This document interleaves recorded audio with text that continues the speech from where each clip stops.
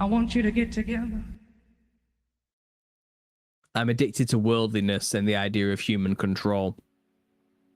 Yeah, I mean, that's kind of what the world's designed to make us. It's meant to be like that. I feel like the world itself, under Satan's dominion, you know, even though it's Christ has dominion over everything. But in this illusory version of the world where Satan rules and everyone's playing under Satan's game and his dominion, you know, even though he has nothing and he shouldn't have that authority, the authority people are giving over to Satan, shall we say, and living in his paradigm, which most people are. It's designed like a casino or an arcade. Everything's there to get you, to entice you in, to keep you playing the game. Everything is in this world. It's built like that, and it's all just it's a manufactured structure, and it literally is. It's cities on Earth. It's places. You know what I mean? It's tourist attractions and the rest of it. It literally is a system. It's trinkets. It's technologies. It's pleasures, excitements, experiences, all this type of stuff. The whole world is just designed to keep you locked into focusing on the world and gaining influence and power within it. That's what it's designed for, and that's the devil's world. The real world, has nothing to do with that system, that controlled, manufactured, artificial system, which is the devil's, is the earth, God's creation, living at one with the land and the people, being connected, communities, love for one another, trade systems rather than financial monetary systems, literally loving one another and just building something that actually works and lasts. None of this scarcity civilization of resources or this idea of planned obsolescence where things are built to break. Permanence. We build things for permanence rather than profit. You know, people start building that kind of world. I think that's something that may have been here once, that kind of permanence type kingdom. It may have already been here and we're squatting in the remnants of it, if you want to get into the little season theory idea.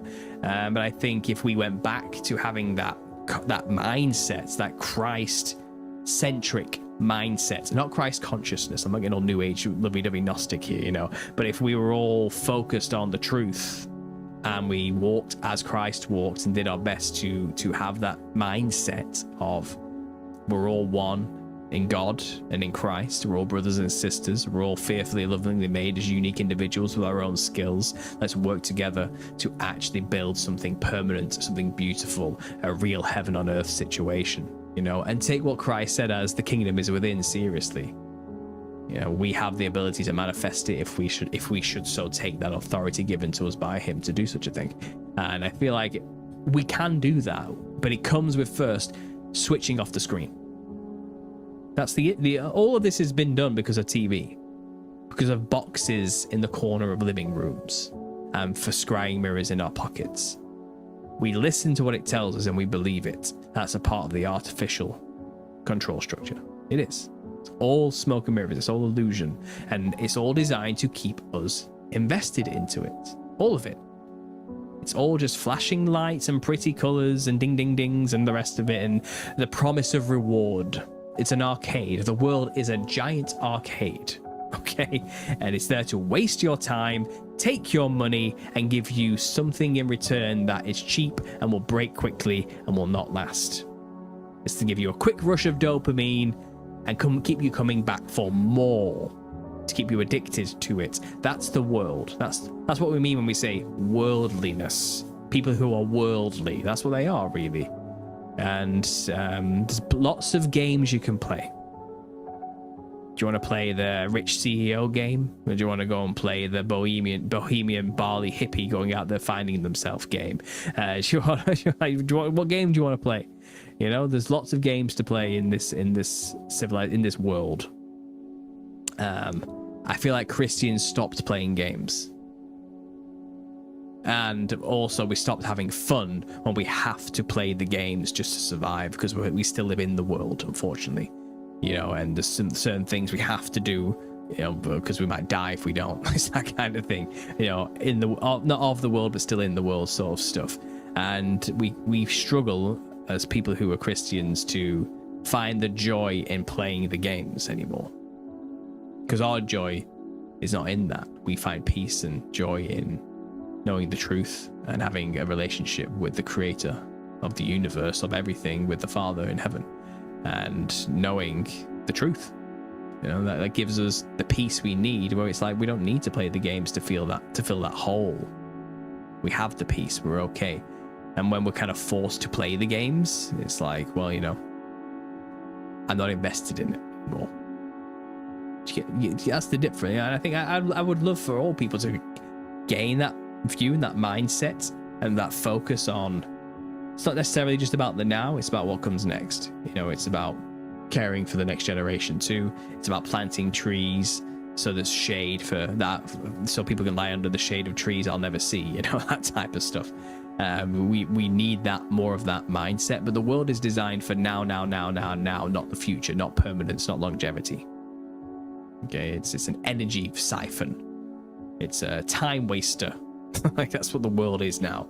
That's the system. That's the fake overlay on the reality of God's creation, which again would disappear if we turned off the screens. That's my belief. It really is. Now, to make that happen, I have no idea. I think we're trying. We're doing stuff. We're having these conversations. That's what this is. This is the start of it, you know. And to get people even just thinking about these concepts is a step that needs to be made, which is hard. It's hard to make people make those steps to get to that point. And I'm trying my best. I'm trying my best, guys. I'm doing what I can. But there's plenty of people out there who are better than me, doing a great job too. So it's a collective effort. It's a collective effort. While they're paving that road to hell, we're building the kingdom. That's what we're doing. Would you say the world is Satan's simulation? No. The world, the earth, is God's creation. But Satan has overlaid an augmented simulation onto it. And we think that's the reality, when really it's not. If you stop to pay attention to God's creation, you realize it's not actually compatible with the fake systems we're living within, with the artificial systems that we live through. Even like the way our court systems and laws are based, it's all fake. It's all illusion. The rights, we give authority to the system and believe it has authority over us when we are actually members of the kingdom of heaven. God owns us, Jesus Christ owns us, and we're not actually under the jurisdiction of this earth, of the earthly law in any way. And even legally speaking, in the whole maritime law stuff, and you look into all of that, you know, there's loopholes where we can check out, and there's not a damn thing legally speaking they can do about it. But we play the system and their rules, and then we give them the authority to punish us, fine us, arrest us, charge us for basic human rights, all that kind of thing. And it's kind of, but that's really complicated, and that's not something people can very quickly realize and implement quickly. And it's hard. It comes with a struggle, a battle. I mean, bloody hell, it's hard enough just to get your kids out of school and homeschool them, you know, without the whole government system coming in on you and putting on the pressure. It's bloody difficult in the UK just to not pay your TV license, which you don't legally have to pay, without them acting like you do legally have to pay it and putting letters through your door and knocking on it and acting all puffed out and threatening an official, when really they have no legal basis or right for you to pay that license whatsoever. And no, you do not have to, and you cannot be punished by law for not paying it. But they'll tell you and make it seem like they do, but it's all just smoke and mirrors, you know. Who wants to watch the BBC anyway? Gross.